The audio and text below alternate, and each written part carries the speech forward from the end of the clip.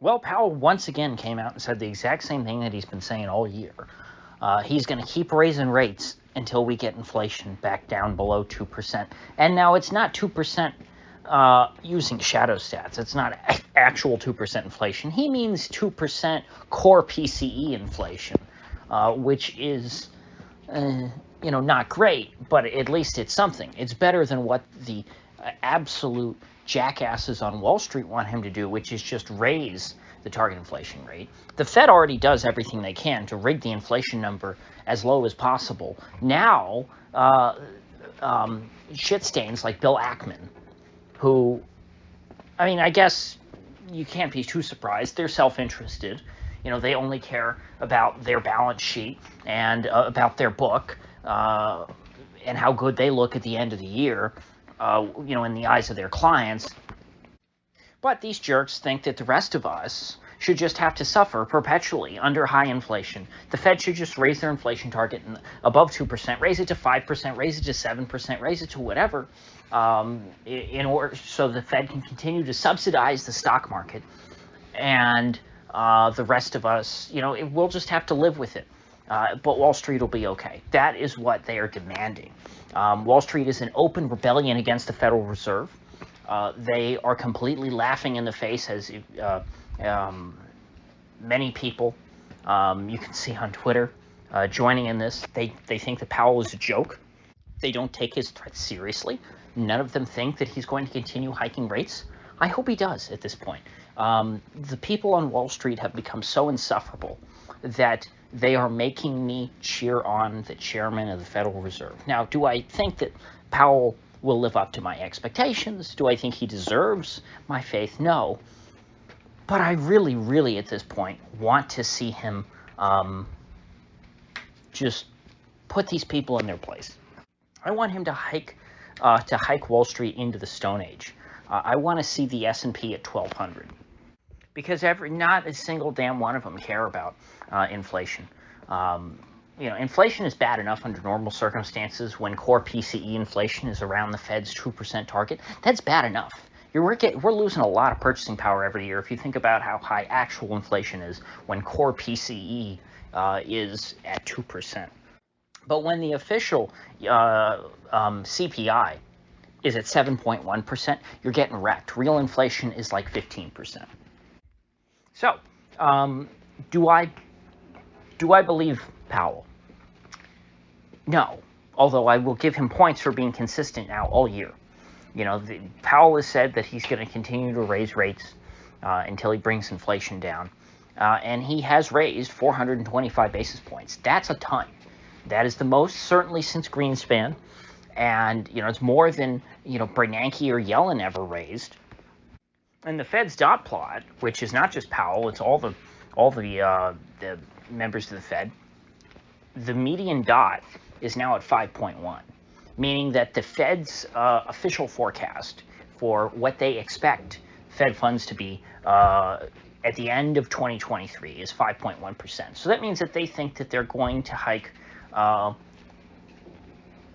another 50 or so basis points. Some of them think that they're going to hike over 50. Some of them think that they're going to hike, less than 50.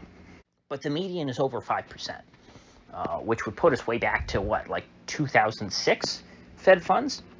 Or I guess the cutting, when did they start? Did they start cutting in 08 or 07? I can't remember when Greenspan started cutting. Now, I want to be clear. It's not like Powell is out here, taking on Wall Street because he is a defender of the working man. No, he has explained on numerous occasions that to him, the source of inflation, the cause of inflation, is that workers are doing too well financially, and that people are just making too much money, and so therefore that's where we get inflation. That's what Powell thinks, that inflation comes from you being successful in your career. And so what Powell wants to do is to put the screws to you, to get some of you laid off from your jobs, so that the rest of the people who still have a job will have more to consume. Powell is playing a zero-sum game. He looks at it as, the labor market is too tight, people are making too much money.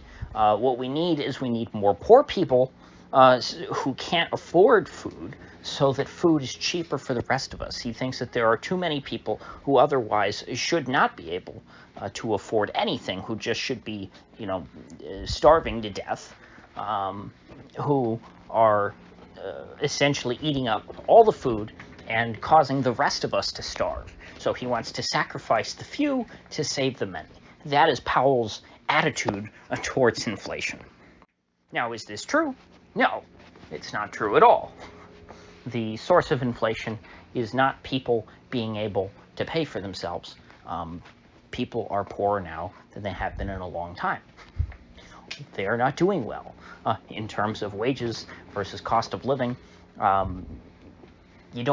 least people that I know, don't have a ton of disposable income. Now, obviously, there are a lot of people that do, though, and maybe those are the people that Powell's talking about. I can certainly see, you look at these 20-somethings on TikTok talking about how easy their job is at, X tech company, but the tech companies are laying off a lot of people already, which Powell acknowledged. He said it's not just the tech workers. He says it's everybody else who is the problem, and they need to lose their jobs. And there is a somewhat more, charitable interpretation of what he's saying. It is true that there are a lot of BS jobs that are created as a result of Fed-generated bubbles. When the Fed makes debt too cheap, companies can go deep into debt, hire a bunch of people that they don't actually need, that they wouldn't actually consider hiring if they were worried about turning a profit, but because they can just borrow so much money at a very cheap rate, they're rather frivolous with their spending, and they hire these BS workers who don't produce anything for the economy, and what you end up with are a bunch of highly compensated people who add nothing to the national product. And so on net, they end up just consuming goods that other people produce, people who are in actual productive jobs. And that certainly could be seen as a cause of inflation. But the root cause is the money that is created by the banking system and the financial system in the form of debt. The debt which finances these bullshit jobs. And really, that money doesn't even originate with the Fed. It kind of indirectly does, to the extent that the Fed is able to control interest rates. But honestly, in recent years, the Fed's control over interest rates, the connection between Fed funds and the rate of interest in the economy more broadly, has been a bit tenuous or indirect. It's not like Powell hikes by 50 basis points this month, and all of a sudden, the rate of interest on everything goes up 50 basis points. Sometimes it'll go up more, sometimes it'll go up less, sometimes it'll be unchanged. And that's because, the Fed doesn't really control how much money the banks can lend out, or how much money in bonds companies can issue. And part of that is that banks have no, minimum reserve requirement. They don't have to hold any Federal Reserve notes or anything like that. They don't have to have any reserves in their account at the Fed. Nevertheless, we have seen rates on, various forms of interest rates rise over the course of the past year. Mortgages, I think, are the easiest example. Nevertheless, though, at least where I live here in Florida, property values continue to increase, despite the fact that it is now, more than twice as expensive to get a loan. That doesn't seem to be deterring people. Money seems to be no object. I don't know where all this money comes from. I don't know where all these people, but there is therefore an argument to be made for what Powell was saying. But there's no real way. Well, actually, I shouldn't say this. To the extent that there are BS jobs that are creating these useless eaters, people who don't contribute anything to the economy, who are nevertheless able to make money because their employment is financed through cheap credit. If you raise interest rates, it is those most useless people who will be laid off first. It is those most useless companies that will go bankrupt first.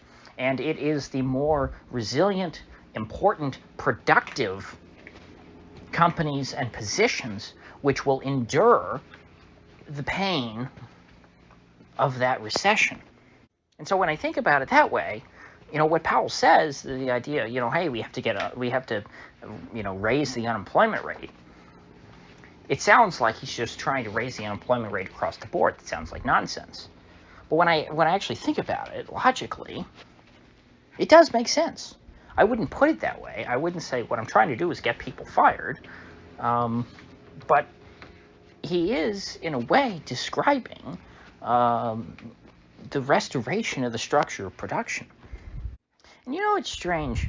I've read Zero Hedge for many years as sort of my primary financial news source. And it's mostly blog posts, but I tend to like what they say there, especially on their Twitter account. But since it seems to me like Zero Hedge doesn't actually...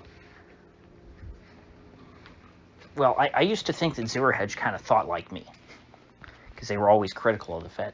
Well, it seems like even though the Fed has finally, over the past year, decided to start taking on inflation, Zero Hedge is as critical of the Fed as ever. Whereas once upon a time, they were critical of the Fed for denying inflation and saying, transitory inflation. Now, they seem to be just as mad at Powell for raising rates. I don't really get that. How is it... a broken clock is right twice a day. How is it that no matter what the Fed does, Zero Hedge seems to think that it's the complete opposite thing to do? But this is not a video about Tyler Durden and the editorial stance of ZeroHedge.com. I just find that kind of strange. Like, to the extent that I'm critical of Powell, it's that I don't believe he's serious. But, he's been kind of doing the right thing, albeit at a snail's pace, for a long time now. It hasn't been enough, certainly. I think he should have raised rates to like 10%. Be a real Paul Volcker. He should have raised interest rates above the rate of inflation. And Paul Volcker back then, he was dealing with, the old CPI metric, the one that Shadow Stats uses. So that's why Volcker raised rates to 20%. Powell, if he were an honest broker, he would have done the same. Because that's what was necessary. That's what needed to be done. So, with all that said, my prediction after this, and I've been kind of moving towards this for a few weeks, I think I've said this on multiple occasions, after this 50 basis point hike, because remember the last one was 75, I think that the Fed likes to take things in steps. I did not think that the Fed was not going to cut today. I would have been quite surprised if the Fed cut only by 25 basis points. I thought it was pretty sure that they were going to do 50 because they like to take these steps down. Now Powell's talking like, hey, we might have to keep hiking indefinitely. I don't think that Powell's that serious. I think that what is most likely is we get one more 25 basis point hike and they're done. But if Powell really wants to own the Wall Street trolls, then he should just keep hiking. Sadly, he won't. But I like the way he was talking today. He was talking like, hey, we can continue hiking indefinitely. And then once we're done hiking, we're going to leave rates high, for the foreseeable future until inflation comes down. He's saying a lot of the right things. He's talking a decent game, and it has been, again, for quite a while. But obviously, it's too little because inflation's not coming down enough. It's come down a little bit from the peak.